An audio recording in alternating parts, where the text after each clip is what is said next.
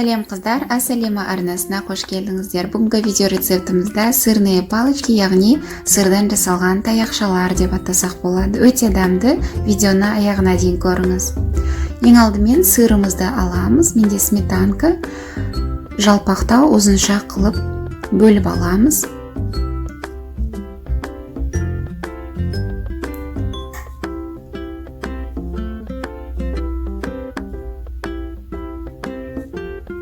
Өте дәмді әрі жылдам дайындалады және майға қуырылған кезде де тез қуырылады. Енді бізге қызыл бұрыш керек.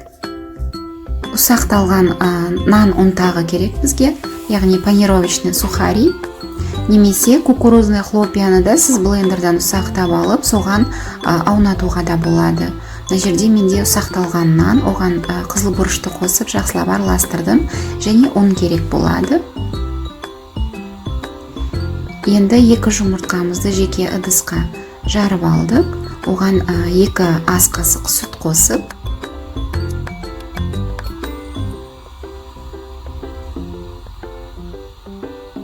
жақсылап араластырып аламыз. Осы жұмыртқаға біз сырымызды аунатып,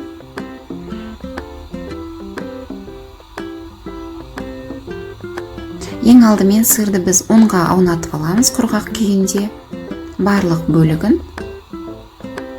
Одан кейін барып дайындап алған жұмыртқамызға салып, сосын ұнтақталған нанға аунатамыз. Және тағы жұмыртқаға саламыз.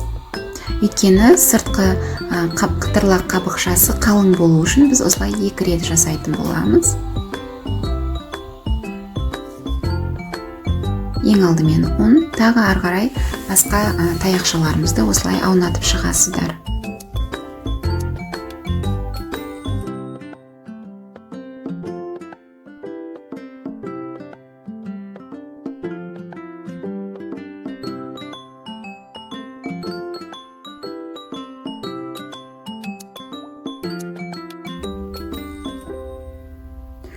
Таяқшаларымызды дайындап болдық. Енді біз жарты немесе 1 сағат тоңазытқышқа салып аламыз. Яғни кішкене қату керек. Майымызды қыздырып алдық, сұйық майды.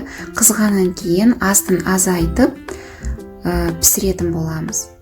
Бірден қатты қызған майға салсаңыздар, сыртындағы панировкасы, яғни тез күйіп кетуі мүмкін.